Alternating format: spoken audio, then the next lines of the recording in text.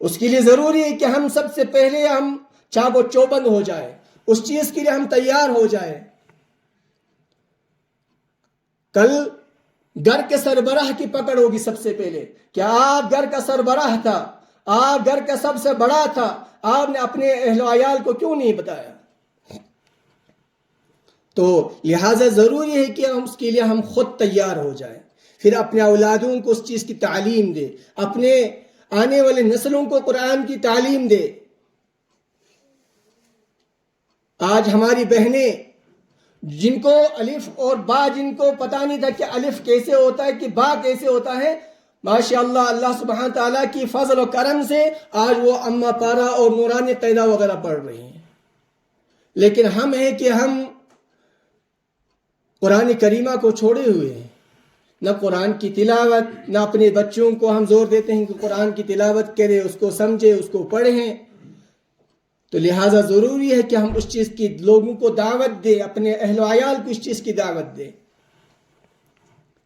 فرماتے ہیں لیکن افسوس کہ ہم نے قرآن کو پڑھنا اور پڑھانا دونوں چھوڑ دیا۔ اور ظلم تو یہ ہے کہ ہم قرآن پڑھانے والوں کو ہم حقیر سمجھتے ہیں۔ ارے یہ 2 ٹکے کے مولوی جن کو کچھ آتا نہیں ہے، صرف قرآن پڑھانا آتا ہے اور کچھ آتے ہی نہیں ہے، ان کو ہم حقیر سمجھتے ہیں۔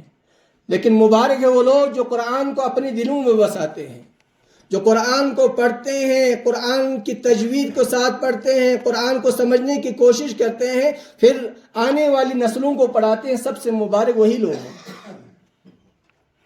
دنیا سے کچھ لے کے نہیں جانا ہم کو۔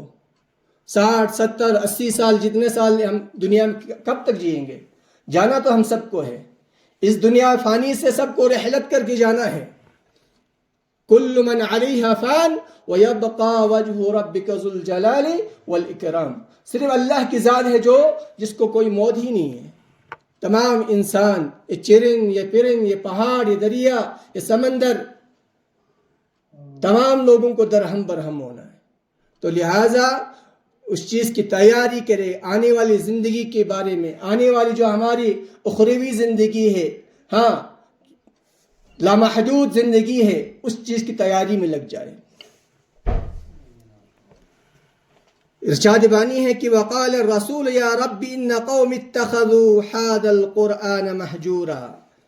میرے قوم نے اس قرآن کو چھوڑ دیا تھا، اس کی کوئی پرواہ ہی نہیں کی، اس کی تلاوت ہی نہیں کی، اس کو سمجھنے کی اس کو توفیق ہی نہیں ہوئی، اس پر عمل ہی نہیں کیا، پھر میرا کیا قصور؟ من قرأ حرفا من کتاب اللہ فله به حسنة والحسنة بعشر أمثالها لا أقول ألف لام ميم حرف ألف حرف لام حرف میم حرف۔ یہ قرآن کی عظمت ہے۔ دنیا میں ایسی کوئی کتاب نہیں کہ جس کو پڑھ کر آپ کو ثواب ملے۔ قرآن کریمہ واحد ایسی کتاب ہے جس کو آپ پڑھیں، اس پر عمل پیرا ہو، آپ کو ثواب ہی ثواب ہے۔ کہتے ہیں کہ 1 حرف پڑھنے پہ 10 نہیں کیا۔ الف لام میم 3 حرف، الف 1 حرف، لام 1 حرف، میم 1 حرف، 30 نے کیا ملی آپ کو؟ اور کیا چاہیے ہم کو؟ فرماتے ہیں جمیع العلم فی القرآن لیکن تقاصر عنہ افہام الرجال۔ اس قرآن مجید کی بدولت لوگ دنیا اور آخرت کی ترقی حاصل کر لیتے ہیں۔ قرآن کریمہ پر جو عمل کرتے ہیں، جو قرآن کی تلاوت کرتے ہیں، وہ دنیا میں سرخرو ہوتے ہیں۔ جو اخروی زندگی ہے، جو لامحدود، جو زندگی لامحدود زندگی ہے، وہاں بھی کامیاب، اس دنیا میں بھی کامیاب۔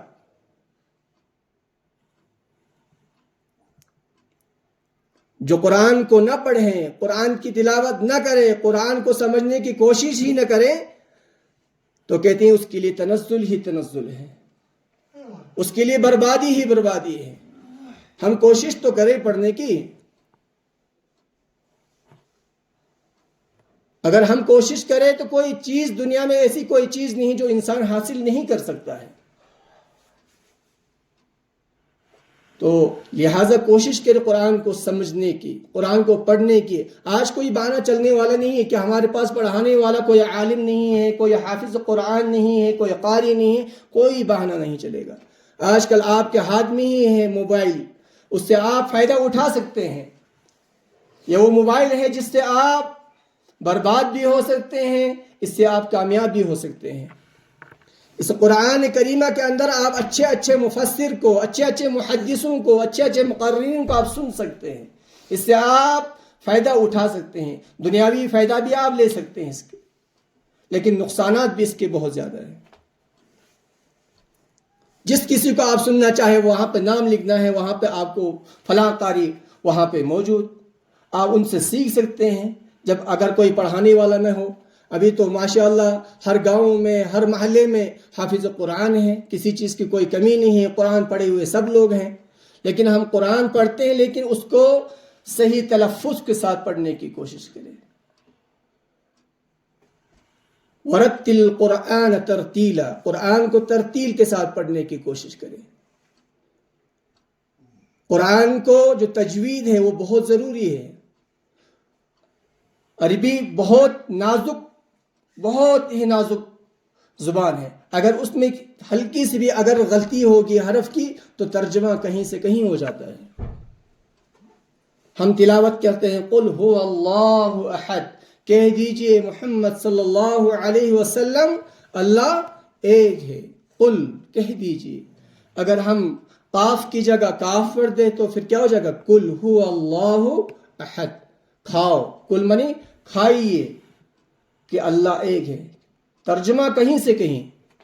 تو لہٰذا قرآن کو تجوید کے ساتھ پڑھنے کی کوشش کریں۔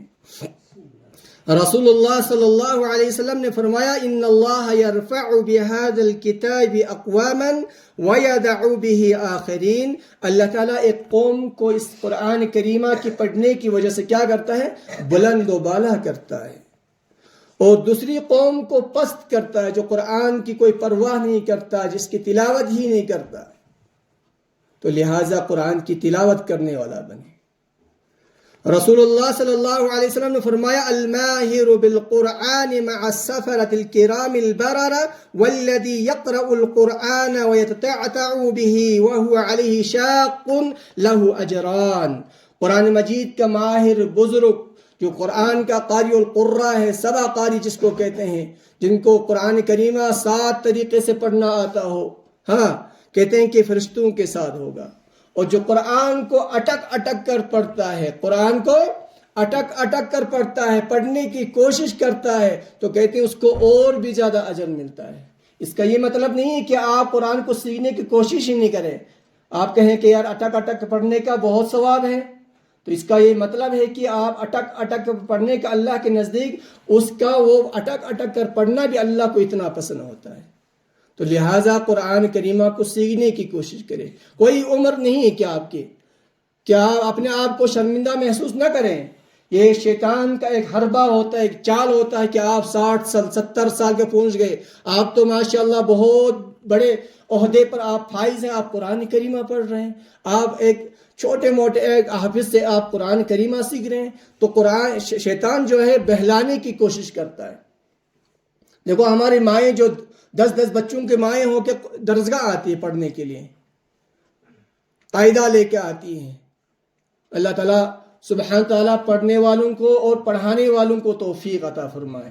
تو انہوں نے قاعدہ مکمل کیا، اما پارا مکمل کیا، ابھی قرآن کریمہ وہ پڑھ رہے ہیں، تو اللہ تعالیٰ کا بہت بہت لاکھ لاکھ احسان ہے۔ تو ہم بھی کوشش کریں قرآن کو پڑھنے کی۔ بہرحال قرآن مجید کے بہت سارے فضائل اور ان کے مثال کوئی کلام ہی نہیں ہے۔